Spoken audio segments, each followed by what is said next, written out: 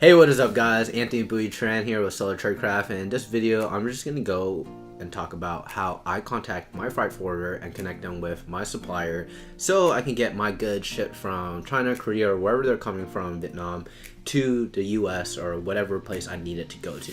Alright, and this is how we do it.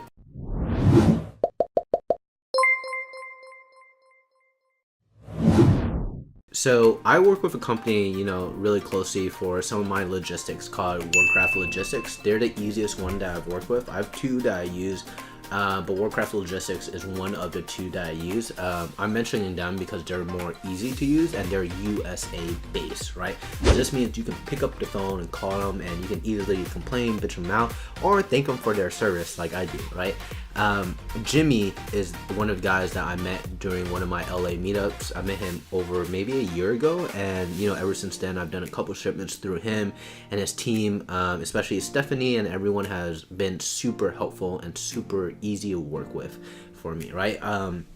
Generally speaking, there is literally like zero headache that I have working with these guys.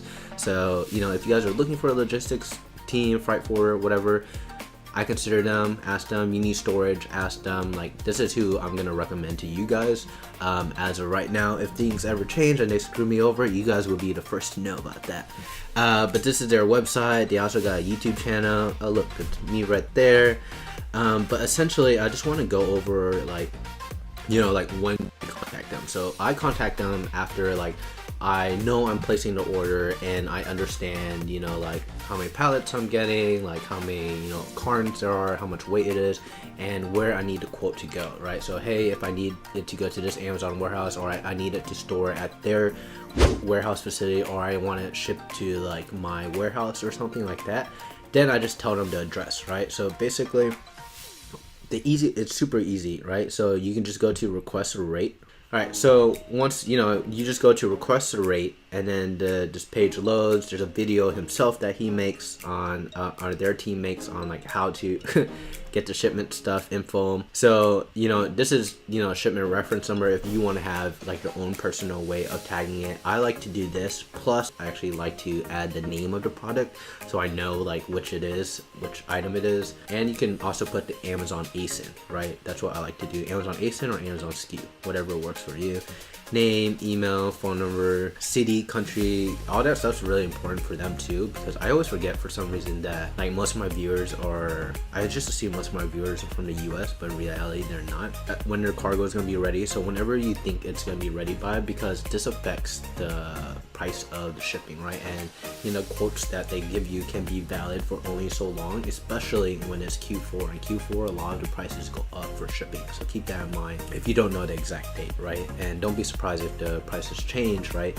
But usually quotes are valid for at least a week to a couple weeks, maybe 2 weeks out, from when you get the quote. If not, they'll let you know if things change. Other than that, trade terms, if you don't know the difference between EXW, FOB, I highly recommend understanding that. EXW is when they pick it up from their supplier's warehouse. FOB is when they pick it up from the port. Yeah, and so generally speaking, if you can, always get the EXW quote if you have a trusted freight forwarder like Warcraft Logistics, because generally it'll be easier for you to get a better deal on pricing overall. If not, get a quote. You can ask Warcraft Logistics for a quote on EXW and FOB. That's what I do. For estimated total cartons, right, you just put how many boxes there are, right? And that's what that means, estimated total weight in kilograms. No, kilograms, not pounds, of all of it, right? And then CBM, right, cubic, box, metric, I could be wrong, CBMs, whatever it stands for, but it stands for like how much like volume is like all of the products, right? Because when it comes to shipping, it's not only about how heavy it is, but how big the item is, right? Because when say they're shipping like a whole bunch of telephone poles that are really, not telephone poles, but like fishing poles, they're really long or something, right? So those take up more space than something like really heavy. So generally, like, if you're contacting a freight forwarder, you're probably most likely doing something really heavy, and you're doing sea shipping. So all the heavy stuff goes by sea, all the really light, small stuff goes by air. Most of the time, air freight or air carrier or something, or air whatever, right? There's two different air shipments. I always forget, but basically, and then you tell them, you want to ship by air or you by sea, import duty costs. Okay, so this, right, if you don't know the exact import duty of the cost, I've found Warcraft Logistics to be very helpful in helping me figure all this information out, as long as you provide, you know, the name of the product, right, and the material of the product, you know, as best as you can, and pictures of the product. Just describe the product as best as you can in general, you know, send them pictures of the product, and they'll like be able to help classify like what it should be. That way, you know, all the paperwork is legit and you pay the right amount of fees.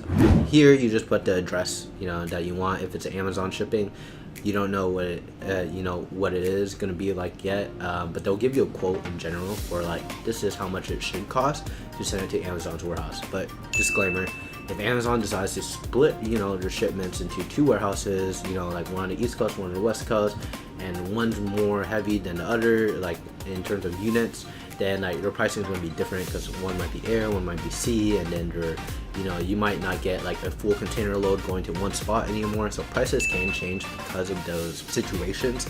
So be aware of that going into it, and you know, don't blame Warcraft Logistics or Freight Forward. Blame Amazon, alright? Because that's just how it works. We have to play on Amazon rules. But one thing that just came to my head is that you want to keep in mind is that there is this option for inventory placement. Depending on what your margins are, you can ask Amazon to reroute all your goods to one warehouse, right, and pay 30 cents a pop, I believe, right, as of right now, to get all the items placed to one warehouse versus shipping to 2 warehouses, right? And he can compare whatever the price is with inventory placement, with your freight forwarding cost, versus without inventory placement and it shipping to like 2-3 warehouses, and then you have to do the math. But other than that, you know, like, let them know if you want to purchase insurance. I don't always do this. I sometimes do that, you know, when the order is really big, but I never had to use it, you know, so I don't really know when it's best to use it. Maybe when we're like doing a lot of expensive stuff. If it's their first time importing, dude, they're super helpful, and they'll just let them know that, right? You're gonna need an annual bond, and they can easily hook you up with that. I think it was like $250, $350, $450. I don't remember how much it was, but they hooked me up with that and made the process super easy to do. If you need labels on the product, you need inspection service in the US, they got you, all right? What I'm trying to say is Warcraft Logistics has been good to me, and this is why I'm making this video, just to talk about my experience with how I use them and just how easy it is, right? So once you send this to them, in about 24 to 48 hours, they get back to you with a quote. If you have questions, pick up the phone, call them, which is the thing I love the most about them. So I call them every once in a while, bug them like, hey, what's the deal with this? But other than that, email support's great. They like have everyone tagged in it, and they got a good system going, and they're expanding pretty big. I think they just moved into another facility to just hold all their Amazon customers and everything. So their business is doing great. I'm more than happy to bring you, Jimmy, some business your way. And if you guys, you know, have any questions or wondered who I use for my freight forwarding, Warcraft Logistics is one of the 2 guys that I use, and I highly recommend them, and I am more than happy to recommend people because I know that you guys will get taken care of going through Warcraft Logistics. Other than that, if you guys have any questions, let me know in the comments below. But other than that, have a good day, and I look forward to hearing about what your experiences are like with Warcraft Logistics. And one more thing, if you guys have another supplier that, you know, a logistics freight forwarder that you think that I should be using, please let me know in the comments below, and maybe I'll check them out. You know, different freight forwarders have different quotes. So, but as of right now, Warcraft Logistics is one of the winners, and you know, at the end of the day, service is king. If they can make me like not think about the entire process of like tariffs and shipping and box labels and all of that, and I can focus on other parts of my business, I'm gonna go with them, right? Because they make the process super easy. So that's it. Later.